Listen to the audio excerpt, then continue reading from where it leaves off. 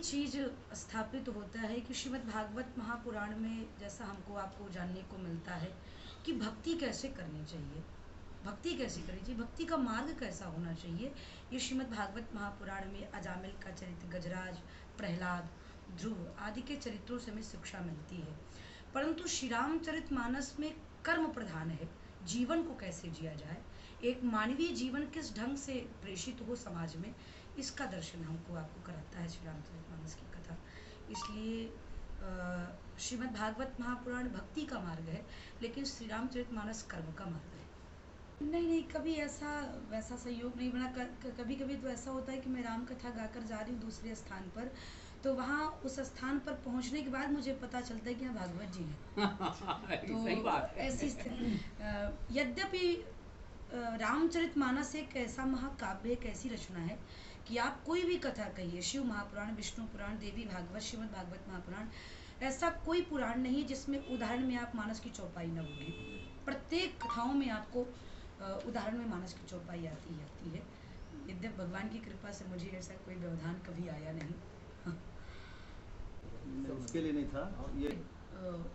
आपने जैसे कहा सुनने का, तो सुनने के लिए किसी का निषेध नहीं है, सुन तो कोई भी सकता है।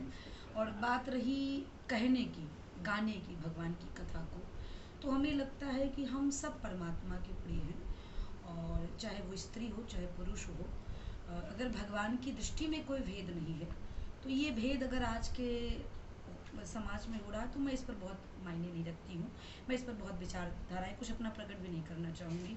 कदाचित मैं किसी के विरोध में बोल दूँ तो ये हानिकारक होगा। लोग मेरे विरोध में बोलें, मुझे उससे कोई आपत्ति नहीं है, परंतु मैं किसी के विरोध में नहीं बोलना चाहूँगी। मैं चाहूँगी कि भक्ति का मार्ग हो या कर्म का मार्ग हो, कोई भी मार्ग हो, जीवन के किसी भी रास्ते पर आप चलेंगे तो निंदा भी होगी, कठिनाई भी आएगी, आलोचना भी होगी, बहुत प्रकार से होगा, लेकिन सारे विपरीत परिस्थितियों को एक तरफ करिए और आप अपने कर्म पर विशेष ध्यान दीजिए। अगर आप पूर्णतः संकल्पित रूप से श्रीमद् भागवत महापुराण की कथा कर रहे हैं तो हमें लगता है उसके लिए ब्राह्मण परिवार होना चाहिए। और यद्यपि आप सत्संग प्रवचन दे रहे हैं, केवल प्रवचन दे रहे हैं, तो प्रवचन देने का सबको अधिकार है।